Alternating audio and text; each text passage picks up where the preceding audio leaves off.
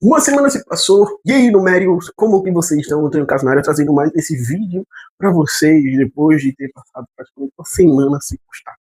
Justamente enquanto eu tinha gravado, eu comecei a passar mal, e o vídeo não me agradou, porque eu fui para outros rumos, a qual eu digo, não é a base do método. Mas, como essa semana foi cheia de detalhes especiais, e nesse vídeo eu venho passar uma visão, porque eu estou assistindo muito, né? É, dicas para iniciantes de programação, como entrar nessa área tech, né, de IA e tudo mais. Eu só abrir um pouquinho aqui, que tá ficando um calor da bexiga. Então é o seguinte, nos rumos de hoje da área da programação, o que eu posso te dizer, na verdade eu estava com a ideia em minha mente em criar tipo, eu vou falar tipo um roadmap, mas não era um roadmap, mas era um alinhamento de carreira, porque a gente está vendo programadores mesmo dizendo que programador virou um subemprego, ou seja, melhor do que um emprego normal. O que antes, como se diz, do luxo ao lixo, né? E qual é a verdade da área de programação e dos próximos anos?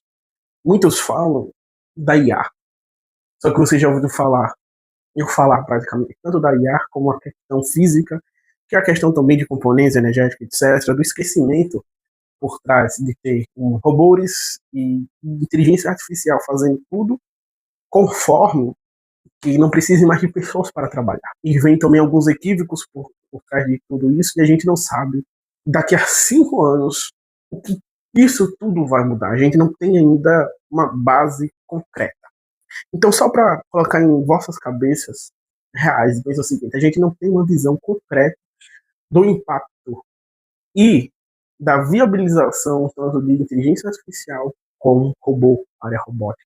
Mas nisso, o que é importante para um programador, para a programação? Primeiro, a programação, como era antes, já não mais existe por um simples fator: evolução e novas tecnologias.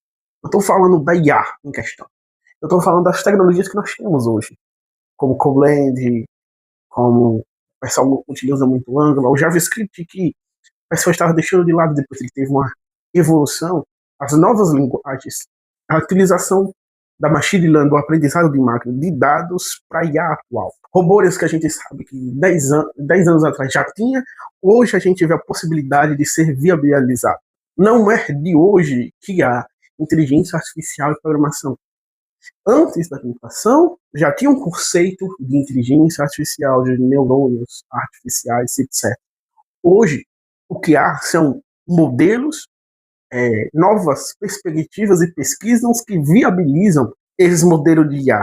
Mas o conceito de inteligência artificial, como projetado antes, não se deu bem assim. Então, novas tecnologias, como tecnologias com base em armazenar e guardar memórias, que viabilizam o uso da IA para um parâmetro maior, a qual ela pode ter milhares de contextos ali, e ela consegue trabalhar com aquilo dali por mais tempo, prolongando cada vez mais. Então, há desenvolvimento de tecnologias para que use a IA de forma a qual ela era planejada, a expectativa dela. Só que o seguinte, se uma coisa fica monótona, se não tem mais a corrida de antes, fica viabilizado, é comum mudar os nossos objetivos.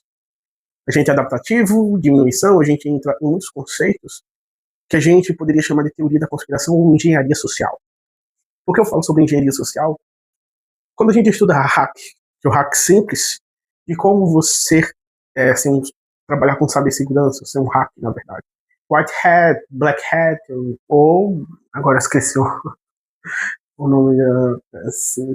Então, são divididos. Se você é do routine ou right team, ou seja, tanto da defesa como do ataque.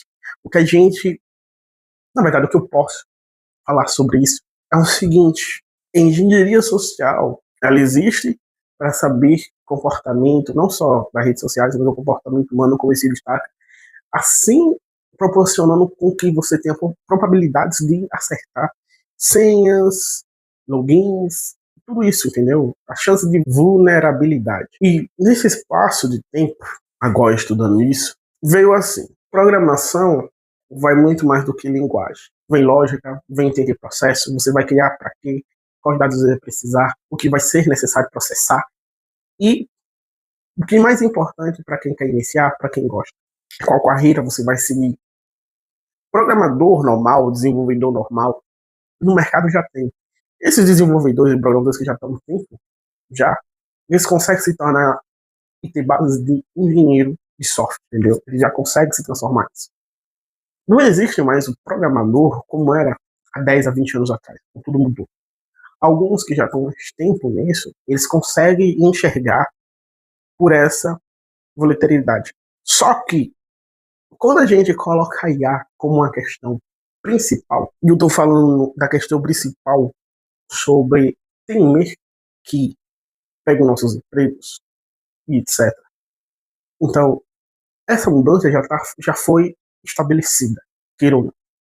Quem é front-end já não tem mais o mesmo problema e também nem a mesma demanda do que tinha antes por causa da IA, assim como também o back-end também, ou seja, exige um volume de certas coisas para ser feito. Com isso, ficou mais complexo para o iniciante, correto, ficou.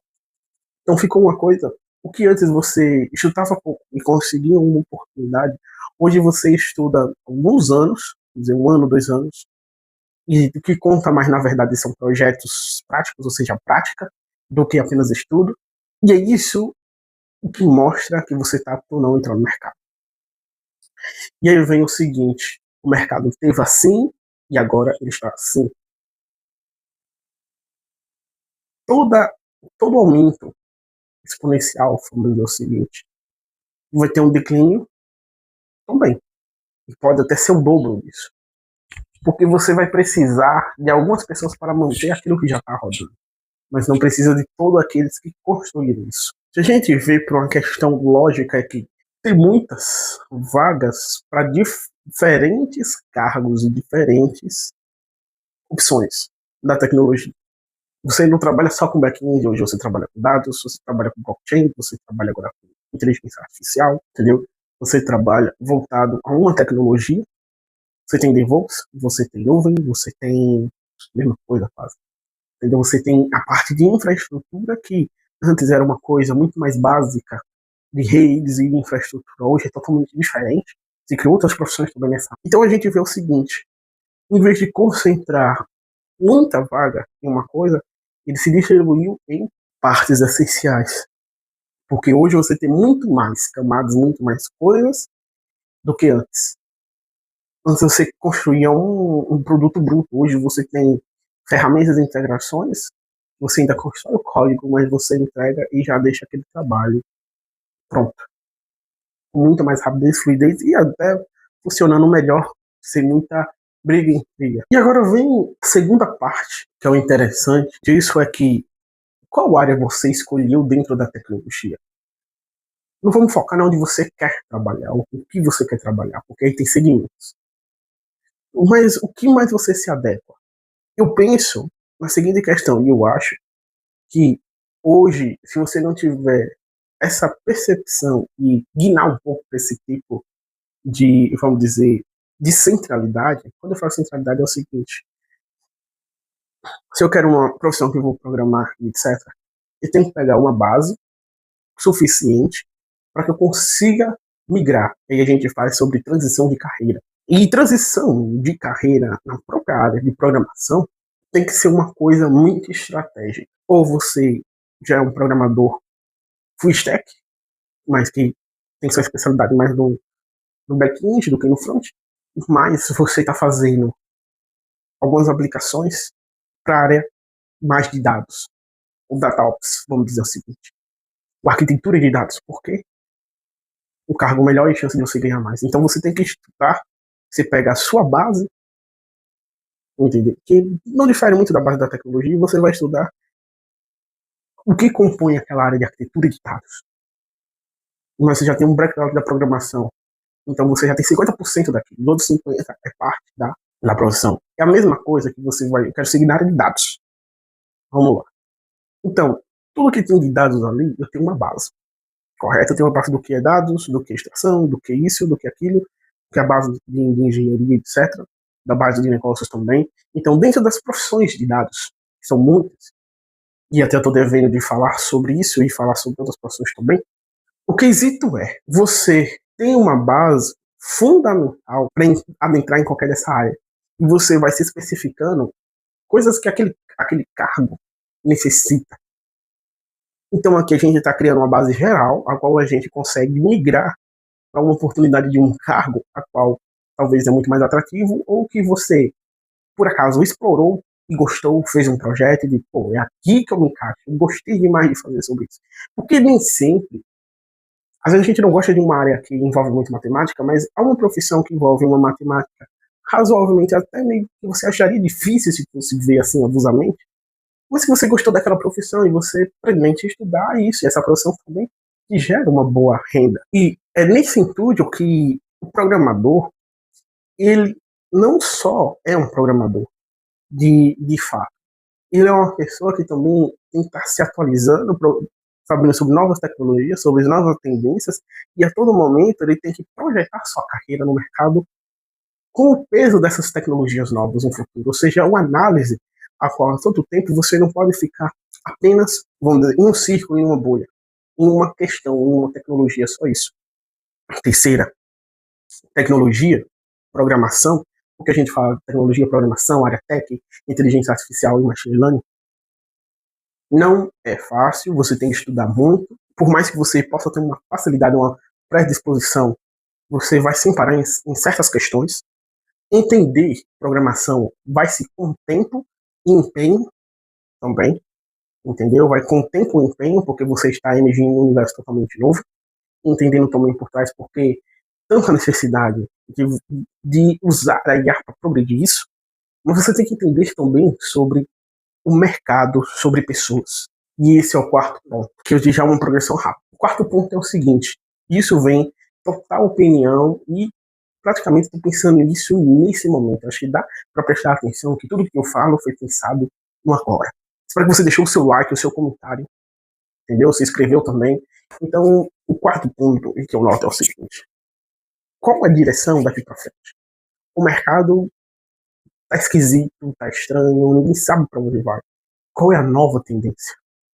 Seja um aplicativo, seja um site, qual a nova experiência? Será que vai ser um óculos? Vai ser realidade virtual? Vai ser a realidade aumentada? Que profissões novas podem ter uma realidade aumentada? O que nesse mundo, eu vou falar o seguinte, que eu acabei formando essa frase assim, que os programadores, ele tem um poder semelhante aos bancários. Porque ele consegue fazer uma economia, e a gente vai colocar isso praticamente que mexe com blockchain ou com criptomoedas, que eles conseguem criar algo descentralizado e que ao uso ele se torna valorizado mesmo sendo digital. Então você cria uma economia digital sobre várias moedas, sobre vários mercados. Parece ser uma utopia, mas é isso que eu enxergo. Quem imagina? Um banco, ele era físico e passou a ser digital, a ser local, na verdade, com programas. Depois passou para a internet, ou seja, se tornou realmente digital, online, e muito mais viabilizado online do que fisicamente. E a tendência do mercado é justamente do digital para o físico. Acho que as pessoas não estão entendendo que a terceira lei de Newton é ação e reação. A IA vai substituir empregos, então pessoas vão querer fazer novos empregos. Daí surgem novas oportunidades, até mesmo usando a própria IA para formar novas profissões, novas empresas, novos negócios surgindo. Então veja isso. E vem agora a chamada proteção. A liberdade não é o direito de você fazer tudo, mas é o direito de você não fazer aquilo que você não quer fazer. Aquilo que você não quer. Liberdade é fazer aquilo que você não quer fazer. Ou seja, eu não quero ir até a esquina. Eu não vou, não sou obrigado. Assim a gente pode questionar, seja taxas e impostos, etc. Que a gente é obrigado a pagar certas coisas porque você tem que pagar isso, você tem que manter isso. Mas isso não é uma questão de liberdade. Então a gente vê o seguinte, que a tecnologia antes era um sinal de liberdade. Não de criminosidade nem nada do tipo, mas era a liberdade de você fazer algo. Hoje você tem uma porção de regras, uma porção de, na verdade, amarras que hoje você não tem mais a liberdade de você desenvolver algo sem passar pelo sistema, ou pelo controle disso. E quando eu falo, a liberdade não é uma questão perigosa, mas é uma questão de fazer algo que você está ali fazendo e não está envolvendo prejudicar alguém. Na verdade, você está fazendo uma comunidade que pode ser aberta ou fechada e que se auto-governa.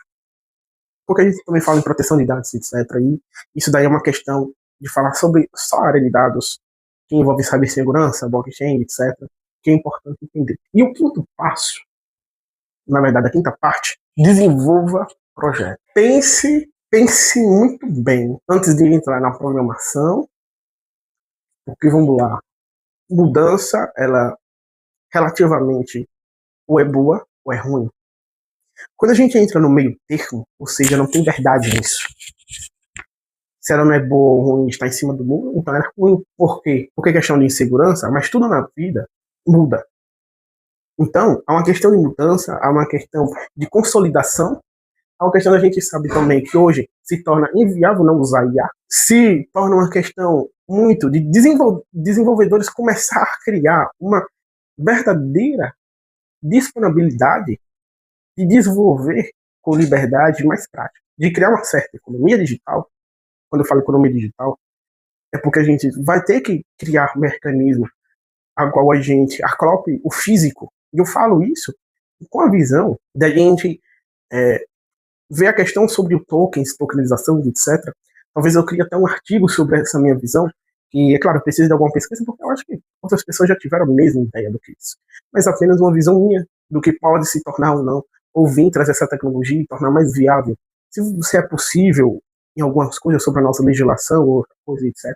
Já que a gente também está tendo uma crise de justiça, na verdade, de lei. Se a gente for, a gente não tem total certeza se a gente está seguro ou não.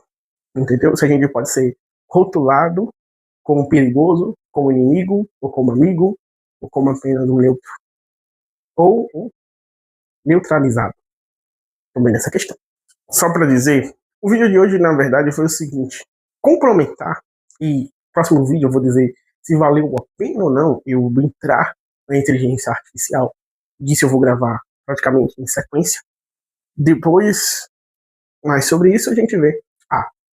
Que Deus abençoe vocês, que a Bond mais esteja aí. E sim, valeu a pena estudar inteligência artificial. Eu passei para a matéria anterior, que foi processamento de imagem, na verdade, visão computacional e processamento de imagem. Muito interessante. E não teve muita questão de conta, etc, né? Mas foi muito interessante nisso. Por isso que eu falei sobre realidade aumentada, né, e realidade virtual. Há uma diferença muito grande. Realidade virtual é você estar imerso em um ambiente virtual, ou seja, em um ambiente virtual. Realidade aumentada, você pega um espaço, por exemplo, se você pesquisar no Google Tigre, você consegue ver a imagem do Tigre com sua câmera do celular, né? Aqui no seu quarto, tamanho, etc. Entendeu? É bastante interessante. E por que valeu a pena inteligência artificial e machine learning esse meu curso? 2 fatores, e agora vai ser muito rápido isso. Primeiro, a programação envolveu a área de dados, envolveu o aprendizado de máquina, envolveu como utilizar a IA, de entender, na verdade, o que são redes neurais, etc. De entender como usar, por que serve isso, por que isso, qual modelo que é híbrido, porque uma coisa junto com a outra dá certo e porque as duas podem não dar certo também. Do que serve cada uma isso e quais as oportunidades que podem surgir a você saber criar novos modelos, seja a gente de IA, seja usando o Windows, seja usando o código, e a gente sabe que o nível já mudou, que as coisas ela modificou, entendeu? Então a gente vai para um ambiente que pode usar, não gaguejei agora, mas a gente já pode usar agentes, por exemplo, agentes na questão da blockchain, de criar uma criptomoeda, de criar uma corretora, a qual ela consegue fazer as transações sem ter nenhum intermediário humano por lado, só baseado em blockchain, etc., em algo descentralizado, e gera um novo tipo de economia. Esse vídeo eu acho que vai ter poucos cortes, eu enxergo que pode ter alguns, muitos até, mas eu pretendo assistir, rever algumas coisas e apagar aquilo que não me interessa mais e deixar aí prosseguir a régua. E uma coisa que eu digo a vocês, que deixaram o like, se inscreveram, comentaram, é o seguinte: quem começou agora e está realmente querendo continuar é o que realmente vai crescer. Porque imagine, blockchain era uma coisa ainda nova, correto? Uma tecnologia praticamente nova. Assim, né? Agora, o mais utilizado agora. E já estão tendo algumas profissões que estão mesclando já com IA e blockchain. Daí surge uma coisa. O novo mercado, na verdade, está surgindo e a gente não está vendo. Então, o que está fora da nossa órbita, do nosso campo. Então, a gente tem que ver muito mais além e trazer para a gente que programação comum, como antes, não é a bola da vez. E enriquecer com programação é uma questão de você não ter só uma fonte de renda, você ter várias fontes de renda, você ter um planejamento financeiro e você saber como ganhar e como gastar, correto? E como multiplicar esse valor. Maneira de também ter segurança nas suas finanças, em se manter seguro e não ser roubado e não perder nada do tipo. Em saber investir tanto em algo digital como algo físico. Entender para onde você quer ir, qual é o seu propósito e qual é o caminho. E saber que você não pode simplesmente parar. Vocês têm que continuar. Mesmo que seja um passo um pouco mais lento, mas você continua em movimentação. Esse é uma vida de programador. Esse vídeo não é questão de desanimar ou de dar uma expectativa errada, mas é de desenrolar esse embaraço do mercado em ficar dizendo e jogando, porque dá medo, sim, de você não ter mais a oportunidade tão sonhada de você trabalhar em casa ou trabalhar em uma empresa com tecnologia. De você, vou criar um SaaS, vou criar uma aplicação, vou trabalhar como freelancer e não ter mais essa oportunidade. Dá um medo, dá. Mas aí que mora a questão. Não se abala por algo que não só não aconteceu, porque as dimensões, mas está tendo dimensões em massa, tem muitos que estão, tem muitos sênios, menos que estão difíceis de achar emprego. E a gente volta. O que aconteceu foi uma peneira. Porque aconteceu uma enxurrada de pessoas que com 3, 6 meses já tinham emprego garantido por causa que as empresas estavam fazendo estoque de programadores. Se você pega pessoas realmente sábias e inteligentes, programadores mesmo, já avisaram antes disso acontecer, da grande massa de contratação, durante a grande massa de contratação, e depois também, que isso ia quebrar o mercado. A gente tem que ver as fases de todo o mercado de programação, como ele foi, porque muitos estão dizendo que está diminuindo os salários. Vamos pegar o que um programador era exigido naquele tempo, o que ele conseguia fazer, o que ele podia fazer realmente, e o que ele pode fazer hoje, o que ele consegue fazer hoje, o que ele tem conhecimento de hoje e como ele pode pegar todo esse conhecimento. Como eu já estudei muito essa área de dados, e é isso. Você não pode fazer uma coisa emocionalmente. É uma coisa que tem que ser lógica. É lógica, entendeu? Uma lógica, pode ser até uma lógica que fuja do seu raciocínio, mas tem uma lógica por trás disso. É uma conta, mesmo que inesperado, é o que acontece. Correto? Valeu, Numérios, e valeu!